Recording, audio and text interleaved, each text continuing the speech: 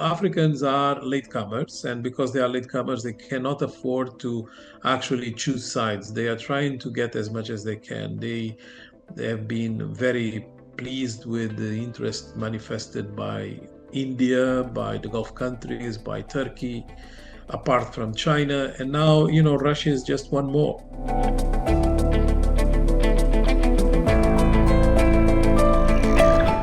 The main objective of the Russian interventions in Africa is geopolitical, but obviously because they have some restraint in terms of what they can engage in different parts of the world, Africa offers a good opportunity. And I think Africans also are looking for diversification of their trade, particularly now with all the push in terms of tariffs and other protectionist measures that are being introduced.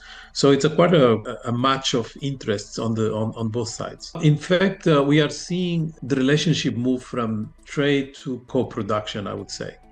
Russia wants to double trade with Africa by 2030. That's what they defined as their objective, to get to $50 billion worth. And that wouldn't happen just by selling commodities, which is what mostly they have done up to now. The focus now is on energy, infrastructure, mining, digital projects. They are very good in hydropower. They are introducing nuclear to logistics systems and digital networks, all things that are sort of moving the economies in Africa towards structural transformation. And we can say that the new bilateral investment agreements are giving these projects a bit of legal security. And there is more talk about local manufacturing, value addition. So I think the future isn't about Russia continuing to sell goods to Africa. It's about this trade pattern to change, for Russia to invest on Africa's industrial base. And for that, they know that they need to build infrastructure, technology, platforms, and so on. Very much what the Chinese have done in the recent past, and that the Russians now are emulating. I'm convinced that the Africans are really not looking into a special rapport with Russia. They are basically using as much as they can the current moment as a moment where they can be the swing region.